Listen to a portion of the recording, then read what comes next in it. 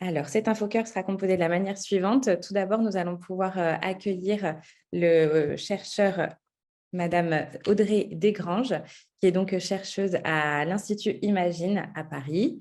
Elle pourra se présenter de manière plus détaillée tout à l'heure. Ensuite, nous entendrons le point de vue du médecin avec le docteur Ségolène Bernem, qui est cardiopédiatre au service de réanimation pédiatrique de l'hôpital Necker Enfants Malades à Paris toujours. Ensuite, donc, nous prendrons un temps d'échange pour pouvoir bien sûr répondre à vos questions. Une fois de plus, n'hésitez pas à les poser, il n'y a pas de questions bêtes et on est vraiment là pour pouvoir répondre à la moindre de vos interrogations. Je profite de ce petit moment pour vous dire que dans l'émission de l'association Petit Cœur de Beurre, nous avons dédié une vraie voix sur l'information du patient. Dans tous les outils d'information du patient que nous vous proposons, il y a bien sûr ces rendez-vous InfoCœur auxquels vous participez ce matin. Et il y a aussi des outils, des documents papier, notamment les fiches Les Essentiels. Nous en avons créé plus de 21. Il y a 10 autres thématiques en cours de construction. Qu'est-ce que c'est qu'une fiche Les Essentiels? C'est un document recto verso qui est thématique sur un sujet relatif aux cardiopathies congénitales. Là, je vous montre du coup l'infocœur sur le cœur et son fonctionnement. N'hésitez pas à aller sur notre site internet. Toutes les fiches sont référencées et téléchargeables gratuitement. Vous trouverez vraiment une mine d'informations sur les cardiopathies congénitales sous 3 aspects. Donc, l'aspect très médical, administratif et vivre avec une cardiopathie.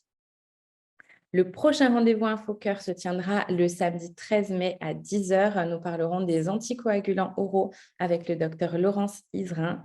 Au niveau des autres actus, nous allons bientôt relancer une édition de la course des petits cœurs. La course des petits cœurs, un format connecté donc, qui sera possible un peu partout en France. Et la course des héros à Paris au mois de juin. Vous aurez aussi le plaisir de pouvoir retrouver nos correspondants partout en région lors des pique-niques de rentrée.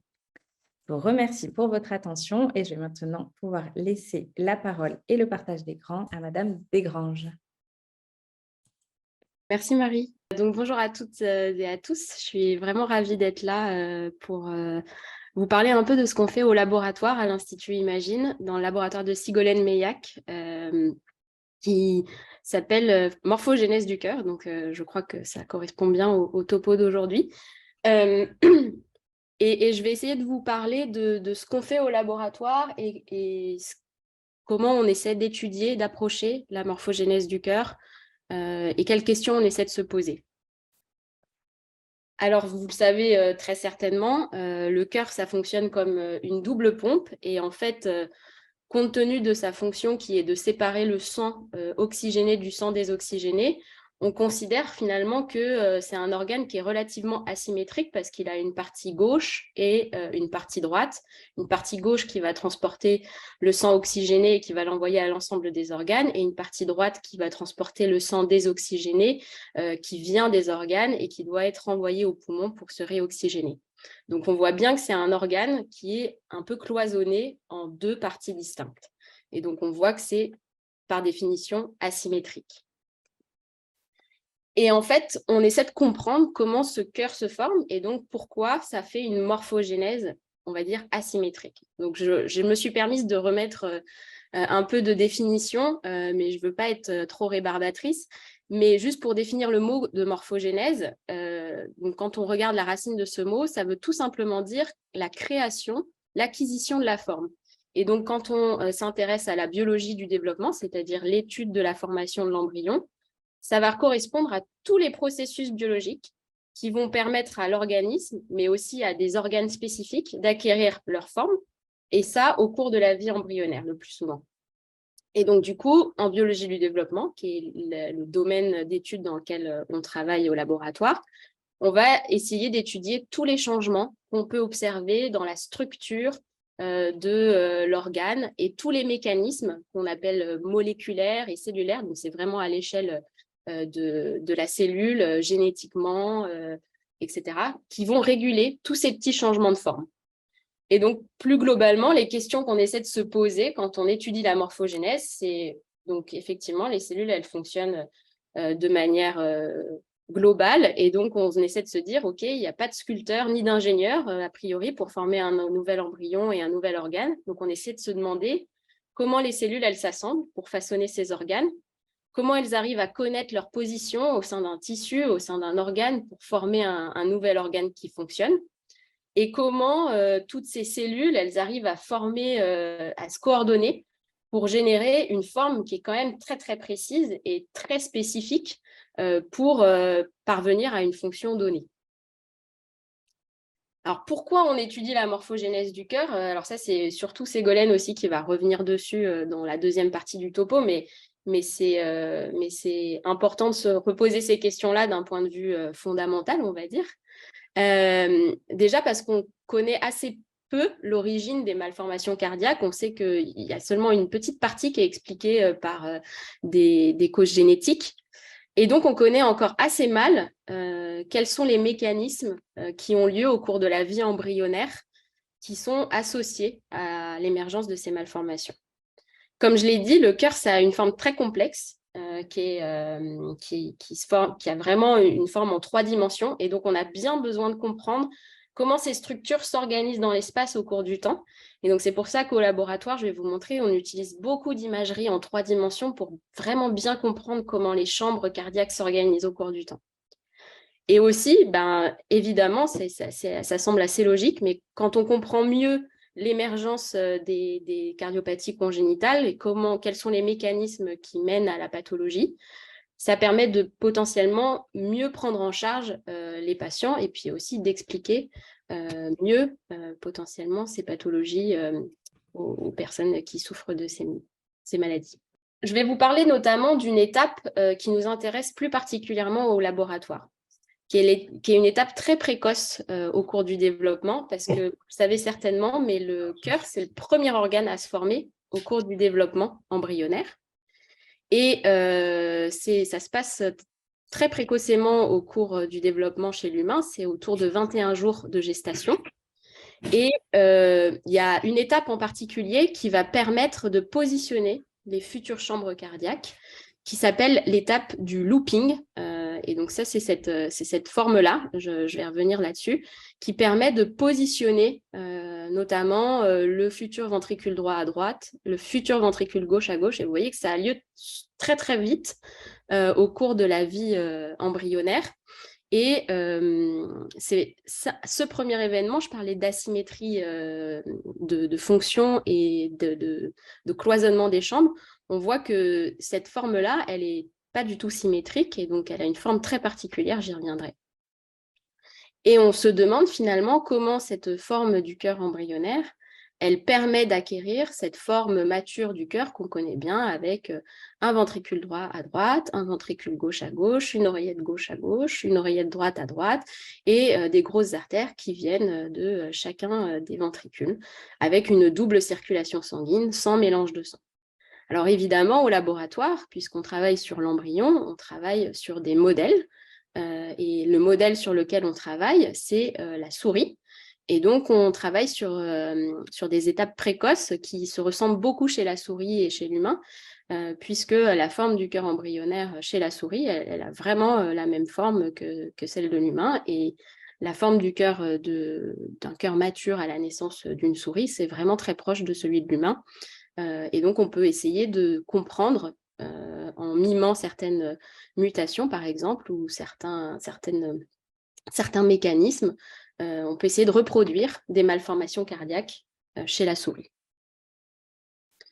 Alors, je vais revenir un peu sur vous montrer, vous donner un espèce de petit panel, tour d'horizon, de ce qu'on utilise au laboratoire pour comprendre la morphogénèse en 3 dimensions.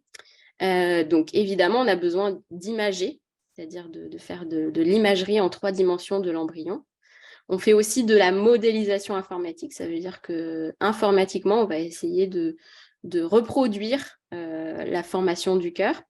Et puis, on fait aussi, pour ce que je vous disais tout à l'heure, d'essayer de comprendre les mécanismes à l'échelle de la cellule, génétiquement, etc.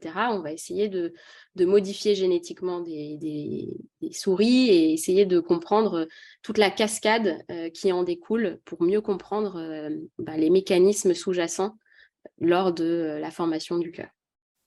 Alors, je vous montre ici, par exemple, vous voyez, ça c'est une imagerie en 3 dimensions de l'embryon de souris. Et ce que vous voyez ici, là, c'est en fait le cœur embryonnaire qu'on devine ici dans la chambre péricardique. Et puis là, on voit un embryon qui est recourbé. Donc ça, c'est très tôt au cours du développement, je le disais. Chez l'humain, ce serait autour de 3 semaines de vie gestationnelle. Et donc, voilà, on voit qu'on arrive au laboratoire à imager en 3 dimensions cette forme. Chaque petit point que vous voyez, c'est le noyau d'une cellule. Donc, vous voyez, la résolution, elle est vraiment très importante. Et du coup, on arrive, grâce à cette imagerie 3D, à faire des reconstructions en 3 dimensions de la forme du cœur, de l'imagerie. Donc, ici, vous voyez des cellules du cœur qui sont ici en violet. Donc, ça nous permet vraiment d'avoir une résolution très précise de la formation du cœur et des étapes de la formation du cœur. Ça, c'est un petit patchwork d'images qu'on peut collecter au laboratoire. Alors, je veux revenir rapidement sur le looping, qui est vraiment une étape qui nous intéresse vraiment beaucoup au laboratoire, parce qu'on s'est intéressé à comment le cœur se forme très précocement. Je vous disais, donc là, j'ai remis l'échelle temporelle chez la souris, mais il faut s'imaginer de nouveau que c'est à 3 semaines de développement chez l'humain. Et on voit qu'au tout début, alors j'ai des impressions 3D, je ne sais pas si vous voyez aussi ma petite tête toujours sur l'écran, mais cette étape-là, où on voit que le futur ventricule droit et le futur ventricule gauche sont l'un au-dessus de l'autre, on a essayé de l'imprimer en 3D et donc on voit ici un ventricule droit et un ventricule gauche l'un au-dessus de l'autre. Et au cours de la formation du cœur, de cette 3e semaine de développement, le cœur, il va faire ce qu'on appelle une courbure, on appelle ça un looping en anglais. Et ça va permettre de repositionner les chambres cardiaques de manière à ce que le futur ventricule droit se retrouve à droite du ventricule gauche. Donc ça, c'est une autre impression 3D où on voit finalement cette position finale avec le ventricule droit et le ventricule gauche. Et on voit que cette forme-là, c'est plus du tout un tube tout droit, mais c'est une forme recourbée sur elle-même. On parle d'une hélice finalement. C'est ce que vous voyez aussi dans cette petite animation. On passe d'un tube tout droit à un tube recourbé en forme d'hélice. Et en fait, au laboratoire, on a aussi, c'est ce que je vous disais, des simulations informatiques pour essayer de comprendre quels sont les mécanismes qui permettent de passer de ce tube tout droit à ce tube courbé. Donc là, je vous montre un exemple de simulation. Là, il faut imaginer que c'est le futur ventricule droit et là, le futur ventricule gauche. Donc, vous voyez qu'on a un tube droit initialement. Et donc là, je lance la simulation. Et à la fin de la simulation, le ventricule droit, il est revenu se positionner à droite du ventricule gauche. Et on voit cette courbure un peu en forme d'hélice dont je vous parlais. Et donc ça, on pense que notamment 20% des cardiopathies congénitales pourraient être expliquées grâce à ce mécanisme de looping, puisque c'est vraiment un mécanisme qui permet de repositionner les chambres précocement. Et donc, qui dit bien positionner les chambres, dit potentiellement bien cloisonner les chambres l'une de l'autre. Je voulais aussi vous montrer un exemple de mutation qu'on peut lancer au laboratoire. Donc, par exemple, au laboratoire, je travaille beaucoup sur un mutant pour un gène qui s'appelle nodal. Et ce gène, il est très important pour faire que notre corps est asymétrique de l'intérieur, c'est-à-dire que tous nos organes, vous le savez, ne sont pas positionnés symétriquement. Notre cœur est à gauche, nos poumons, on n'a pas le même nombre de lobes de poumons à droite qu'à gauche, notre estomac est à gauche, etc. Et ce gène nodal, il est très important pour ça. Et il se trouve que les mutants pour le gène nodal, ils ont des défauts du mécanisme de courbure, de looping. Et donc, on a plein de formes de cœurs bizarroïdes comme ça, où les ventricules, au lieu d'être bien positionnés l'un par rapport à l'autre, par exemple, là, le ventricule droit, il est ici, et le ventricule gauche, il est ici. Alors, ce n'est pas du tout normal. Et en fait, on essaie de faire le lien entre ces défauts de formation du cœur embryonnaire et les défauts qu'on observe à la naissance dans les pathologies, par exemple, où il y a des asymétries des problèmes d'asymétrie droite-gauche. C'est le cas, par exemple, du syndrome d'hétérotaxie, que vous connaissez peut-être, où il y a des anomalies de l'axe droite-gauche qui sont souvent associées à des cardiopathies congénitales qui sont assez complexes. Et donc, comme on arrive, l'idée, c'est de faire le lien entre cette forme du cœur embryonnaire anormale et l'émergence de ces cardiopathies congénitales plus tard chez le fœtus. Et donc, pour faire ça, on a de nouveau besoin de l'imagerie 3D. Là, je vous montre par exemple une échographie d'un embryon de souris qui a lieu à 9 jours et demi de développement. Donc, c'est autour de la 4e semaine de gestation. Ça correspondrait à la 4e semaine de gestation chez l'humain. Pour voir la forme du tube cardiaque embryonnaire, c'est ce qu'on voit ici briller, c'est le futur cœur de l'embryon de souris. On utilise aussi ce qu'on appelle des scanners. Donc là, ça s'appelle un micro-CT, mais c'est un micro-scanner. Donc là, on voit tous les organes, toute la position des organes. Donc ça nous permet de diagnostiquer l'hétérotaxie et puis un peu de voir quelle est la formation du cœur. On peut reconstruire en 3D le fœtus et la position de chacun de ces organes en 3 dimensions. Donc là, vous voyez le cœur avec les veines et les artères qui irriguent le cœur. Et puis ensuite, voilà, les poumons, l'estomac, etc. Je passe plus rapidement. Et puis, on a un dernier système d'images qui vraiment là nous permet d'aller analyser finement l'anatomie du cœur, comme le ferait un cardiologue, sur tous les petits détails anatomiques, c'est-à-dire est-ce que le ventricule est bien positionné, de la bonne taille, les vaisseaux sont bien positionnés, est-ce que les oreillettes sont bien cloisonnées, est-ce que les ventricules sont bien cloisonnés, etc. Et donc ça nous permet d'avoir une image complète, un panorama complet de la forme du cœur, précocement et plus tardivement, pour vraiment faire le lien entre cette forme du cœur embryonnaire et la forme du cœur chez le fœtus et comprendre comment les cardiopathies congénitales émergent. Je vous montre un exemple de pathologie qu'on peut étudier, mais par exemple, ça c'est le ventricule droit à double issue, où les deux grosses artères, l'aorte et l'artère pulmonaire, sortent du même ventricule, qui est le ventricule droit. Et donc, vous voyez ici une coupe dans l'intérieur d'un cœur de fœtus, où on voit les deux gros vaisseaux qui sortent uniquement du ventricule droit. Et vous voyez souvent que le ventricule gauche, il est tout petit. Et donc, ça, c'est l'imagerie 3D de ce cœur. Et je voulais juste terminer par une toute petite vidéo que j'avais faite pendant le confinement, en fait, qui est une petite vidéo en stop motion. Alors, j'espère que le son passera. Si ce n'est pas le cas, vous me le direz. Qui résume un peu ce qu'on fait au laboratoire et qui reprend les éléments de cette présentation et puis qui, j'espère, vous parlera encore davantage. Alors, je lance la petite vidéo. Dans notre laboratoire, à l'Institut Imagine, j'essaie de comprendre comment le cœur se développe et comment la forme de cet organe est importante pour sa fonction. Mais d'ailleurs, à ton avis, il a quelle forme ton cœur? Est-ce que tu l'imagines comme ça? En réalité, ton cœur est un muscle creux de la taille de ton poing et on peut le comparer à un système de 2 pompes pour ton sang. Sa partie droite va envoyer le sang qui vient de tes organes et qui est pauvre en oxygène à tes poumons. Là-bas, le sang se gorge en oxygène, puis les poumons le renvoient dans le cœur gauche, qui va propulser ce sang dans tout ton corps, et ainsi de suite, encore, et encore, et encore. Pour accomplir cette fonction de double pompe, le cœur a donc une forme très particulière, et il faut que ces deux parties soient parfaitement isolées l'une de l'autre. Au laboratoire, on se demande donc comment le cœur se développe et comment il acquiert sa forme. Tout commence avant ta naissance, quand tu es encore dans le ventre de ta maman, avec une étape qu'on appelle le looping.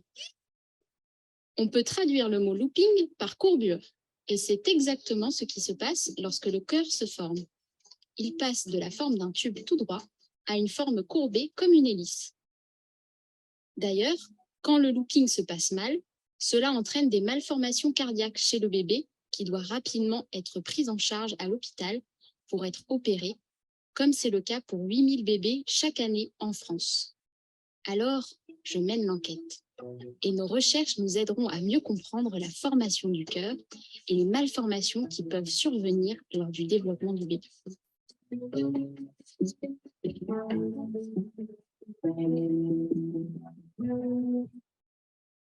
Voilà, je crois que j'ai terminé. J'espère que vous avez pu tout entendre et voir.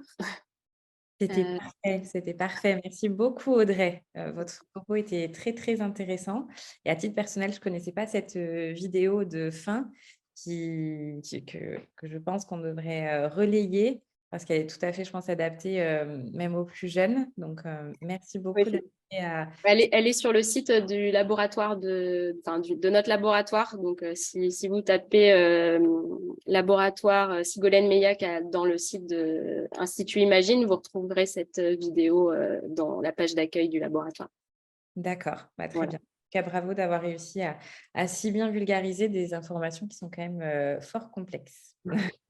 Tant mieux si c'était à peu près clair. Et n'hésitez pas du coup pour les questions si vous en avez.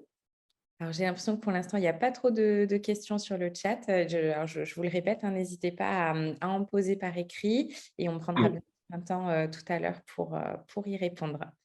Maintenant, nous avons le plaisir d'accueillir le docteur Ségolène Bernem qui va nous présenter le point de vue du médecin. Donc moi, je me présente, je m'appelle Ségolène Bernem, je suis cardiopédiatre à Necker dans l'unité de réanimation chirurgicale cardiaque, donc en chirurgie cardiaque.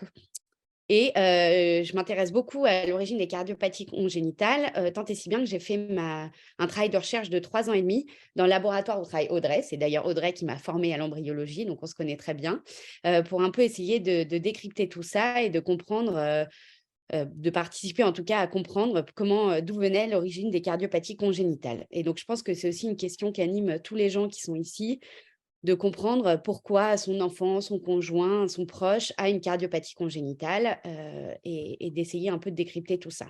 Et donc, la première question, souvent, quand on discute avec les gens atteints de cardiopathie congénitale, c'est est-ce que c'est dans mes gènes? Est-ce que c'est génétique? Avec derrière, évidemment, la question de est-ce que je peux le transmettre? Est-ce que d'autres gens de ma famille peuvent être atteints? Et donc, ça, c'est la question vraiment qu'on nous pose à chaque fois. Et donc, c'est une question d'ailleurs que tous les scientifiques et beaucoup de médecins se sont posés. Et au moment, il y a 20 ans, 25 ans, quand le génome a été décrypté, on s'est dit, les médecins, ça y est, on avait tout compris, on allait trouver un gène pour chaque cardiopathie congénitale et qu'on allait pouvoir comprendre. Et donc ça, c'est un diagramme qui a l'air un peu compliqué, mais qui montre en fait l'origine des causes génétiques ou non des cardiopathies congénitales. Et ce que je veux vous montrer, c'est qu'en fait, l'origine génétique des cardiopathies congénitales, c'est seulement cette partie-là. C'est-à-dire qu'en fait, il y a 65% de l'origine des cardiopathies qu'on ne connaît pas, c'est environ 55%, ou qui sont liées à l'environnement, 10%.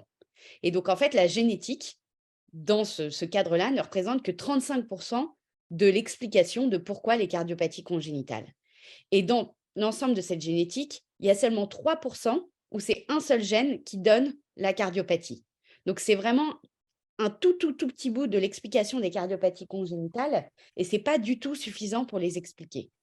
Et donc, c'est pour ça qu'on fait appel à d'autres disciplines et d'autres modèles pour les expliquer. Et donc, je vous ai fait un peu un schéma de comment on voyait, nous, en médecine, l'origine des cardiopathies congénitales pour vous montrer un peu à chaque fois en ciblant sur un aspect comment on essayait de les comprendre. Et donc, ce schéma, dans la tête de beaucoup de médecins, c'est qu'un gène va donner un mécanisme embryologique et agir sur le développement du cœur, comme l'a montré Audrey, et aller entraîner une cardiopathie.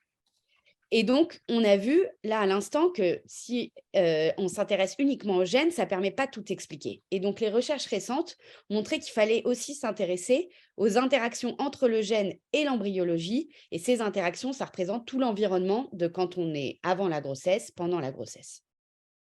Et donc, je vais un peu revenir sur ces différents mécanismes pendant la présentation. Donc, si on s'intéresse aux gènes, on a vu qu'il y avait quand même 35% qui pouvaient être expliqués par la génétique des cardiopathies congénitales, un tout petit chiffre par des gènes uniques, mais un plus grand par tous les syndromes, ou par exemple les syndromes génétiques où on a des trisomies 21, par exemple, qui est vraiment associé à des cardiopathies congénitales, ou d'autres anomalies de syndromes plus globaux. Ça représente environ 15%. Mais en fait, ce qu'on est en train de découvrir, donc ça fait 5 ans à peu près, c'est de mettre en évidence que ça ne serait pas un seul gène le problème, mais vous voyez cet réseau très, très complexe de gènes qui pourrait lier à des malformations. Et qu'en fait, toutes ces causes génétiques qu'on ne comprend pas, le problème, c'est qu'on ne pourrait pas, nous, identifier un seul gène, mais qu'il faudrait identifier de nombreux gènes ensemble qui, séparément, n'entraînent pas de cardiopathie, mais où s'il y a une petite mutation sur chacun de ces gènes, entraînerait la cardiopathie. Mais vous voyez la complexité de ces diagrammes et d'essayer de mettre en évidence que ça ça entraîne cette cardiopathie. Et donc, en fait, grâce au progrès de la biologie, on va dire, ça s'appelle de système, donc c'est toutes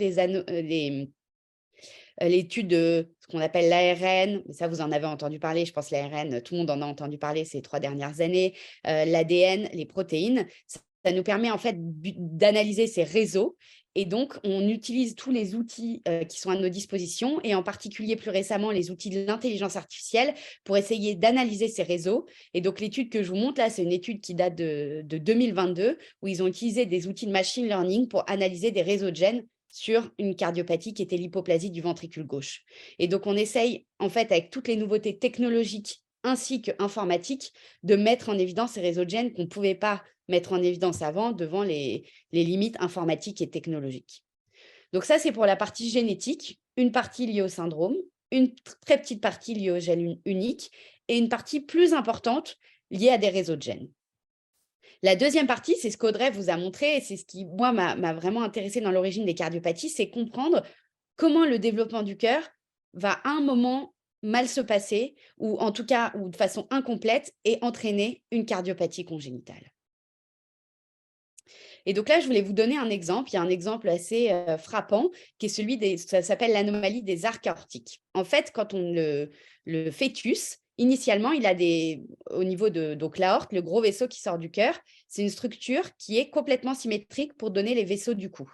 Et donc, dans le cœur normal, une partie de cet arc symétrique va involuer, ça s'appelle, donc va disparaître. Et en fait, dans les différentes anomalies des arcs, c'est qu'en fait, c'est la mauvaise partie de ces arcs aortiques qui va involuer. Donc, ça peut être cette partie-là, ici, en grisé, au lieu de celle-là. Et donc, on va avoir ce qu'on appelle une sous-clavière droite rétro-œsophagienne. On s'en fiche du nom, mais c'est juste de comprendre qu'en fait, c'est la mauvaise partie qui a involué. Ou 0 parties vont involuer, on va appeler ce qu'on appelle un double arc. Et donc, on a un peu toutes les possibilités au niveau de l'anomalie des arcs. Mais ce qu'il faut comprendre, c'est que nous, médecins, du coup, quand on va chercher le diagnostic d'un patient avec une anomalie des arcs aortiques, on va se référer à l'embryologie en se disant, OK, à quel moment ça a mal marché? Et si, par exemple, je sais qu'il y a cet élément-là qui manque, je vais forcément aller rechercher au scanner ou à l'échographie cette partie-là qui doit rester et donc nous faire des examens en plus. Donc, ça va nous aider dans nos diagnostics de comprendre le développement initial pour comprendre là où ça s'est mal passé. La deuxième possibilité d'utiliser le développement, c'est d'utiliser le développement en lien avec l'anatomie. Quand on prend le mur entre les deux ventricules, le septum, on sait qu'il y a plusieurs parties et donc ces plusieurs parties peuvent donner des trous différents, des communications interventriculaires différentes. Et donc, il y a eu beaucoup d'hypothèses qui ont été émises à partir de l'anatomie pour mieux comprendre le développement et dire, en fait, si la malformation que je vois, elle s'est passée très tard dans le développement, en fait, c'est la dernière partie du septum qui va manquer, cette partie en violet. Ou à l'inverse, si c'est un problème au niveau des gros vaisseaux, je vais rechercher s'il n'y a pas un trou dans le septum ici, au niveau ce qu'on appelle de la voie d'éjection. Et donc, cette anatomie va nous guider dans la compréhension de l'embryologie. Et pourquoi c'est important? C'est qu'en fait, on va émettre plein d'hypothèses sur comment arrivent les cardiopathies congénitales, mais sans les avoir prouvées scientifiquement. Et c'est là où vient prendre tout le rôle de ce que fait Audrey et le laboratoire de Sigolène Meillac, c'est qu'on a absolument besoin de modèles de souris pour dire d'où viennent ces mécanismes embryologiques et mieux comprendre les malformations. Et je vous donne un exemple. Il y a des cardiopathies congénitales qui s'appellent les cardiopathies conotroncales. Ces cardiopathies, pour ceux qui connaissent, ça prend en compte la tétralogie de Fallot, l'atrésie pulmonaire à septum ouvert, le tronc artériel commun. Enfin, ça en prend au moins 5-6 différentes. Donc avant, nous les médecins, on pensait que c'était des cardiopathies différentes. Et il y a un scientifique dans les années 80 qui a juste enlevé une toute petite population de cellules clés à un moment du développement cardiaque qui s'appelle les crêtes neurales. Et chez des embryons de cailles de poulet. Et puis, il les a regardés sous le microscope. Et qu'est-ce qu'il a vu? Il a vu que ça donnait ce spectre des cardiopathies conotroncales. Et donc, en fait, la tétralogie de Fallot, l'atrésie pulmonaire à septum ouvert, le tronc artériel commun avaient cette origine un peu similaire des cardiopathies conotroncales qu'on pouvait expliquer par un seul défect. Et nous, qu'est-ce que ça nous a aidé en médecine? Déjà, ça nous a aidé à rechercher au niveau génétique chez les autres gens des cardiopathies et à trouver des familles où, en fait, il y en a un qui avait une tétralogie de Fallot et l'autre une atrésie pulmonaire à septum ouverte. Mais en fait, c'est le même spectre, c'est un spectre d'une même maladie. Et la deuxième chose, c'est qu'on va rechercher des anomalies qu'on trouve dans ces différentes cardiopathies, par exemple des anomalies des artères pulmonaires, dans des maladies, on ne les cherchait pas forcément avant. Et donc, cette compréhension, ça va vraiment nous aider au niveau clinique et pas que à comprendre l'origine des cardiopathies. Et donc ça, c'était dans les années 80, ce qu'on faisait pour comprendre. Vous voyez, c'est de la 2D. Donc là, quand je vous dis qu'il y a un tronc artériel commun, vous me croyez sur parole, mais ce n'est pas évident, c'est là. Mais maintenant, au laboratoire, comme vous a montré Audrey, on peut faire beaucoup, beaucoup plus précis et beaucoup mieux. Et on a besoin de ces modèles de souris. Et donc, le projet sur lequel j'ai travaillé avec Audrey, c'est un projet sur une cardiopathie très, très rare qui s'appelle le cœur en criss-cross. Mais on avait justement un modèle de souris qui avait ce cœur en criss-cross. Et on a pu le comparer à des patients qui ont des cœurs en criss-cross humains et essayer de comprendre d'où venait ce problème du cœur en criss-cross. Et c'est un problème, on pensait initialement des valves. Et dans ce travail de recherche, on a montré que en fait, ce n'était pas un problème des valves, que les valves étaient secondaires et que c'était un problème des vaisseaux. Et pareil, ça nous permet de mieux comprendre et de mieux appréhender les maladies. Et quand on discute avec les chirurgiens, de leur expliquer pourquoi l'anatomie qu'ils voient n'est pas exactement celle habituelle. Donc ça, c'est vraiment pour vous dire que ce qu'on fait au laboratoire de comprendre l'origine embryologique, c'est extrêmement important pour connaître les origines, mais c'est aussi extrêmement important pour nous aider en clinique.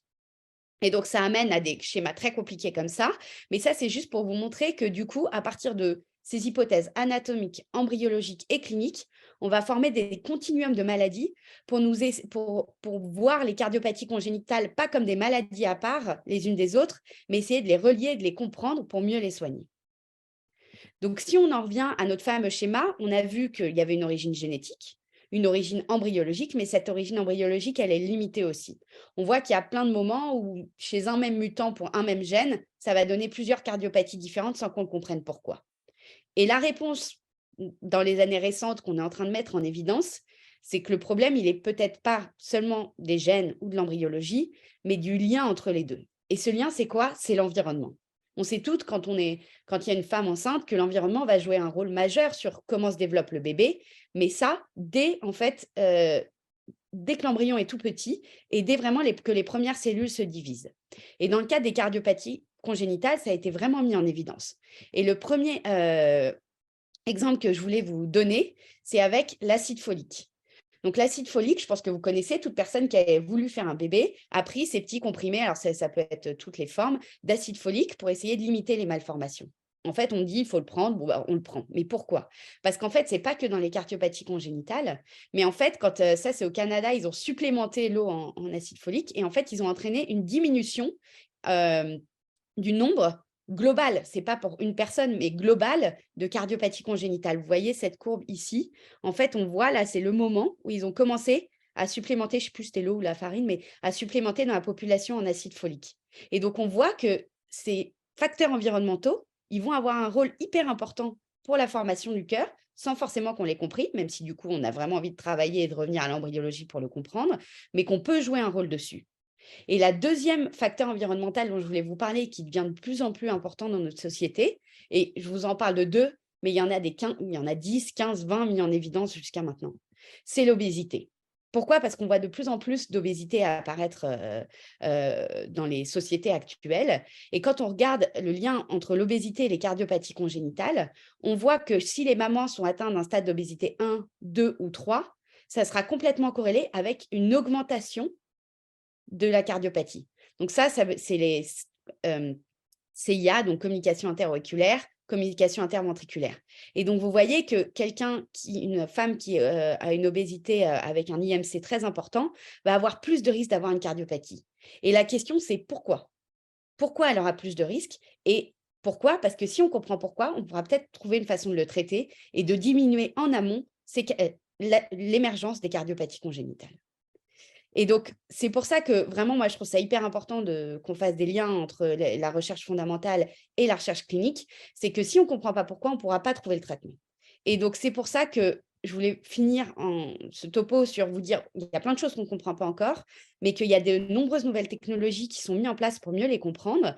Et donc là, par exemple, il y en a au laboratoire, mais c'est issu d'une image d'un autre laboratoire. C'est des images de cardioïdes, donc c'est des cellules qu'on cultive dans des boîtes de pétri qui ont des caractéristiques de cœur et sur lesquelles on peut modifier à l'infini des caractéristiques pour pouvoir mieux comprendre le développement du cœur et les comparer. Et là, vous voyez que les cardioïdes se ressemblent beaucoup. Et pour nous, c'est très important parce qu'on peut jouer sur un seul critère et ensuite les comparer vu qu'ils sont tout à fait comparables. Et donc, il y a beaucoup de nouvelles techniques. Là, c'est un exemple, mais Audrey, elle pourrait vous en parler, je pense, des heures, des nouvelles techniques qui sont en train d'apparaître pour mieux comprendre et du coup, espérer un jour pouvoir prévenir l'apparition. Voilà, je vous remercie. Et hop. Merci beaucoup, Ségolène. Merci pour ce topo qui est très intéressant et très porteur d'espoir pour l'avenir. Merci infiniment. Jean Gaspard, est-ce que nous avons des questions? Oui, oui, oui. Alors, la question, d'abord, les gens remercient aussi bien le docteur Berenheim que Madame Desgranges pour la présentation et les explications claires et accessibles à tous, notamment la dernière petite vidéo qui a marqué pas mal de points pour les enfants, entre autres choses. Ensuite, la question qui revient beaucoup, c'est peut-on prévenir les malformations cardiaques? Voilà.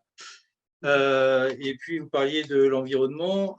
Dans l'environnement, vous parliez de l'obésité, mais est-ce que les facteurs extérieurs, comme la pollution, peuvent être facteurs de cardiopathie congénitale? Alors, c'est 2 excellentes questions. Évidemment, nous, c'est des questions qu'on se pose tous les jours parce que, évidemment, moi, je travaille en réanimation, mais la question qu'on se dit, c'est si on pouvait prévenir ces malformations et ça serait beaucoup plus adapté. Donc, prévenir, c'est encore très difficile. Donc, je vous l'ai dit, par exemple, il y a la stratégie de prévention avec la supplémentation en acide folique, ça marche, mais on ne saura pas dire chez quelle personne on a évité la cardiopathie. On sait que c'est c'est des politiques de santé publique et donc c'est très difficile parce que là, on sait que ça marche parce qu'on l'a vu chez l'embryon, on l'a vu sur aussi d'autres malformations que ça avait un effet et donc on sait qu'il y avait une carence dans la population en acide folique. Mais pour trouver d'autres stratégies de prévention, il faut comprendre tous les mécanismes et ça, je pense que vous l'avez compris en écoutant Audrey et moi, c'est qu'on n'a pas du tout encore compris comment toutes les cardiopathies congénitales se formaient. Et donc, même de comprendre un seul mécanisme, ça permettrait d'éviter une toute petite partie. Et donc, d'éviter l'ensemble, par exemple, l'ensemble des cardiopathies congénitales, on n'y est pas encore. Mais par contre, éviter petit à petit, par petites marches d'escalier, trouver chaque fois un mécanisme qu'on pourrait prévenir, j'espère que ça sera le cas. La deuxième chose, c'est que pour ce qui est de la partie génétique, ça va être très difficile de le prévenir. C'est-à-dire que, vu que c'est le patrimoine génétique, malheureusement là-dessus, on ne peut pas faire grand-chose et pour tout ce qui est, épigénétique, donc lié à l'environnement, on est encore c'est vraiment le début des recherches, donc de là à une stratégie de prévention efficace, c'est vrai que ça prend beaucoup de temps. Je pense que tout le monde le sait, que le progrès dans la médecine, ça prend du temps, ce qu'il faut mieux comprendre. Pour la deuxième question sur les facteurs environnementaux, c'est en effet une excellente question. Il y a énormément de recherches en ce moment là-dessus. C'est comme les facteurs environnementaux dans toutes les autres maladies. Ce qui est difficile, c'est qu'il faut les isoler et mettre en évidence que ce facteur cause une cardiopathie. Et donc, ça, c'est en train d'être fait, mais les résultats, ça prend beaucoup de temps.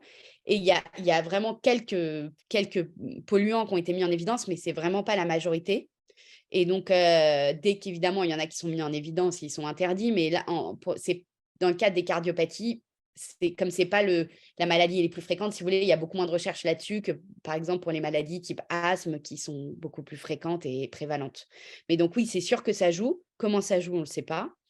Et pour ce qui est de l'obésité, moi, le but, c'est, bon, évidemment, prévenir l'obésité. Ça, c'est de toute façon une question de santé publique. Mais au-delà de ça, si chez les femmes enceintes, on comprend pourquoi et que, par exemple, on peut donner un médicament, si c'est, par exemple, l'obésité entraîne, je ne sais pas, une anémie spécifique, donner un médicament chez ces femmes-là pour supplémenter l'anémie parce qu'on sait qu'elles sont plus à risque, ça serait bien. Et donc, ça serait aussi traiter la cause du déficit. Donc voilà, mais on sait qu'il y a des facteurs environnementaux qui sont majeurs et sur lesquels on espère, nous, en effet, pouvoir jouer plus que sur des facteurs génétiques. Alors, une question qui revient aussi, c'est l'acide folique. Il faut la prendre combien de temps avant la grossesse et combien de temps pendant la grossesse? C'est 1 mois avant la grossesse, apparemment, c'est le 1er mois, mais bon, ça, il faut voir avec vos gynécos. Je ne suis pas gynéco, voilà, normalement, c'est ça. C'est les recommandations, mais je pense qu'il faut que chacun voit avec son médecin, c'est plus prudent. Moi, je fais plutôt après la naissance. Voilà. Alors moi, j'avais Madame une question. Je me permets de t'interrompre, Jean-Gaspard. Donc, tout à l'heure, vous avez parlé donc, de différentes causes, de différents facteurs environnementaux, notamment la supplémentation en acide folique, l'obésité. Et est-ce que vous avez déjà identifié donc, d'autres facteurs de risque? Alors, il y en a plusieurs identifiés, mais encore une fois, il faut bien comprendre, c'est identifié pas au niveau individuel, mais collectif. Donc, c'est impossible de dire à une personne, à part si on trouve quelque chose de génétique dans une famille identifiée, c'est à cause de ça. C'est juste qu'on sait que dans la population, chez les femmes qui sont par exemple obèses ou avant qu'il y ait de l'acide folique, il y avait plus de cardiopathie. Mais à un niveau individuel, on n'est pas capable de dire. Par exemple, si une patiente qui est obèse a un enfant qui a une cardiopathie congénitale, je ne vais pas lui dire c'est à cause de votre obésité. Ce n'est pas vrai. On ne sait pas. Elle aurait pu l'avoir si elle ne l'avait pas. On sait juste que c'est plus fréquent dans ce type de population. Ça, c'est super important à comprendre parce qu'un truc que je veux dire, c'est que ce n'est pas de la faute de la maman ou du papa si la personne a une cardiopathie congénitale. On ne sait pas pourquoi elle est là. Et je pense que ça, c'est extrêmement à comprendre comme message parce que quand on est parent, le premier truc qu'on se dit quand son enfant est malade, c'est que c'est de notre faute. C'est pas vrai. Et même si on trouve une anomalie génétique, c'est même pas de la faute. Je veux dire, on a tous un programme génétique particulier. C'est pas de notre faute, c'est juste nos gènes, c'est comme ça. Donc ça, c'est la première chose que je voulais dire. La deuxième chose, donc il y a plein d'autres facteurs qui ont été montrés, l'hypertension artérielle, les maladies, toutes les maladies du placenta, ça a été montré. Le fait, par exemple, d'avoir des jumeaux monozygotes, ça entraîne beaucoup plus de malformations, on ne sait pas encore pourquoi. Le fait d'avoir des jumeaux monozygotes, enfin, voilà. Donc, il y a vraiment beaucoup de facteurs de risque qui sont en train d'être démontrés. Et ce qu'il faut qu'on comprenne, c'est les mécanismes. Parce que ça ne suffit pas de dire dans cette population, on a plus, dans cette population, on a plus. C'est trouver le mécanisme. Tu es d'accord, Audrey, non? Enfin, j'imagine, pour trouver le mécanisme. Oui, oui, et je dirais aussi que d'un point de vue, je vais reprendre ma casquette d'embryologiste, mais les étapes où on pense qu'il y a notamment des problèmes d'alignement des chambres, c'est des étapes qui ont lieu, encore une fois, très, très vite, très, très tôt au cours de la vie embryonnaire. Le plus souvent, la femme enceinte, elle ne sait pas qu'elle est enceinte. Donc, comment intervenir à ces étapes-là précocement pour prévenir quelque chose alors que finalement on n'a pas connaissance de son éventuelle grossesse. Donc ça peut être effectivement en prenant en amont de la grossesse envisager de l'acide folique parce que c'est préventif en quelque sorte, mais on n'a pas de moyens ou de diagnostic ultra précoce de ces étapes qui ont lieu très tôt ou de prévention avec des médicaments ciblés de ces étapes qui ont lieu très tôt. Donc, c'est vrai en tout cas pour ces étapes très précoces, on n'a pas encore les outils pour pouvoir intervenir de manière ciblée. D'accord. Alors, trois questions reviennent. L'âge de la maman peut-il être un facteur pour une malformation cardiaque? De toute façon, l'âge, c'est globalement, il y a plus de risques. Alors ça, pour les malformations cardiaques spécifiques, je vais vous dire, je suis pas sûre qu'il y a lien entre c'est plus que ça peut être associé à plus de syndromes génétiques. Et donc, dans le cas de syndrome génétique augmenté, ça peut-être lier. Mais encore une fois, c'est pas parce qu'on est plus âgé que, enfin, c'est pas un niveau individuel, c'est vraiment un niveau collectif. Ça, je suis désolée, ça paraît bête à dire, mais parce qu'à chaque fois, on se dit, ah, mais c'est parce que j'ai fait ça. Non, c'est pas ça. C'est pas ça le message. Et le message, c'est qu'il faut qu'on ait des politiques de santé publique, d'accord? Et donc, l'âge de la maman, peut-être lié à des syndromes, il y a un peu plus de risques. Mais voilà, ça serait ça ma réponse. Est-ce que le papa qui prend de la drogue peut engendrer une cardiopathie congénitale? On n'a pas d'études là-dessus.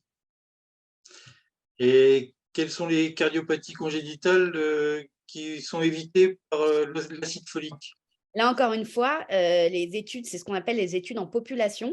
Donc, ce n'est pas une cardiopathie par cardiopathie parce qu'on ne sait pas quelle cardiopathie il y aurait eu. C'est juste que quand on compte le nombre de cardiopathies, on compte le nombre dans la population de naissance et on voit ce qu'on appelle l'incidence. Donc, combien il y a de cardiopathies qui ont eu un lien, pardon, et on voit, on compte, et c'est tout. Et donc, on ne sait pas lesquels ont été évités. On sait juste l'incidence globale. Donc, je ne peux pas vous répondre. Madame Desgranges, à quand un cœur de rechange pour les gens? Mais ça, c'est un challenge. Alors, Ségolène, elle a parlé un peu des cardioïdes, qui sont des modèles où on essaie de développer on va dire, du muscle, en tout cas, pour faire, on va dire, quelque chose de fonctionnel. Vous l'avez vu, on n'a encore pas très bien compris comment on passait d'un cœur tout droit à un cœur courbé.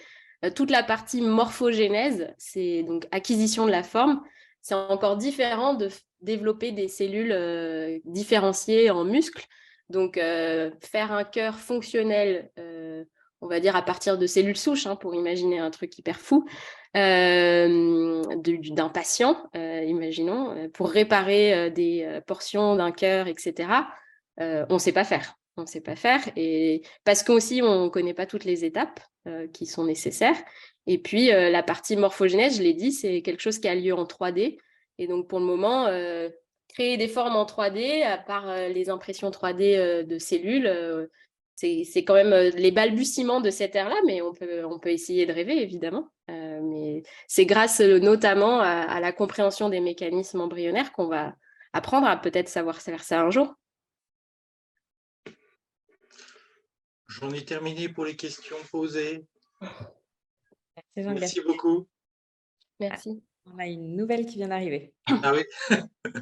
Est-ce qu'il y a des études ou statistiques sur les différentes malformations cardiaques? Ah oui, il y en a plein. Mais ça dépend sur. Alors, les études sur les cardiopathies, il y en a plein. Et des statistiques, il y en a plein. Il y a même des études, par exemple, en région parisienne, enfin, même pas qu'en région parisienne, dans plusieurs régions, sur quel type est l'incidence des différentes cardiopathies pour essayer. Et ça, c'est très monitoré en France et dans d'autres pays. Mais en France, on a la chance que ça soit quand même monitoré. L'incidence des malformations pour un peu essayer de dépister s'il y a, par exemple, un facteur environnemental qui arrive dans une région et qu'on voit l'instance des malformations qui augmente, d'essayer d'identifier ce facteur. Mais c'est toutes les malformations congénitales, c'est pas seulement cardiaque. Et oui, il y a plein de statistiques, je ne sais pas lesquelles vous intéressent, mais ça, il y en a plein. Et si vous vous intéressez, il y a beaucoup d'études, par exemple au Danemark, en Suède, qui ont des plus petits pays, mais qui du coup ont tout enregistré l'évolution des cardiopathies congénitales, des adultes avec cardiopathie congénitale, et qui ont beaucoup d'études là-dessus, ce qu'on appelle en population, qui sont les études les plus représentatives en fait de ce qui se passe dans la vraie vie. Est-ce qu'on peut y avoir accès? La réponse est oui, ça dépend. Il y a beaucoup de. Donc, c'est en anglais, évidemment, pour toutes les études. Et ce n'est pas vulgarisé, c'est des études médicales. Donc, mais bien sûr, tout le monde peut y avoir accès parce qu'il y a beaucoup d'études qui sont ce qu'on appelle en open access. Et il y en a certaines qu'on peut avoir que par des codes d'accès bibliographiques. Mais ça, il y a beaucoup de bibliothèques, on peut y avoir accès, par exemple. Mais ce qui est plus difficile, c'est de savoir où chercher, quoi. Ça, c'est sûr que c'est plus compliqué. Alors, pour compléter vos propos, je me permets de réagir. Petit Cœur de Beurre a récemment développé une branche de son activité liée justement à la recherche médicale. Alors, en gros, il y a quelques années de ça, Petit Cœur de Beurre était uniquement sollicité pour participer financièrement au projet de recherche. Aujourd'hui, on a franchi une autre étape parce que on fait partie en fait des comités de pilotage, des comités scientifiques de ces projets. Donc, on a un réel suivi. Alors, bon, bien sûr, aujourd'hui, à notre échelle, donc pas pour tous les projets de recherche parce qu'effectivement, il y en a beaucoup. Mais voilà, on participe aujourd'hui à différents projets, notamment NeuroCaliriab, NeuroMums, donc plutôt des projets pour l'instant axés sur la qualité de vie du patient, pas du tout sur la morphogénèse ou sur des études statistiques sur les cardiopathies. Et l'étape suivante pour nous sera bien sûr la vulgarisation des résultats de ces recherches. Et on va notamment créer un site dédié qui s'appellera Vivre avec une cardiopathie. Il y aura un vrai onglet recherche. Alors aujourd'hui, je ne peux pas du tout vous donner de date, mais ça fait partie des axes de travail de l'association. Merci, mesdames, pour votre intervention qui était riche, très riche. Merci beaucoup à vous, en tout cas. Merci beaucoup. Merci infiniment pour ces topos très intéressants. Merci Jean-Gaspard. On vous souhaite un très bon week-end et à bientôt.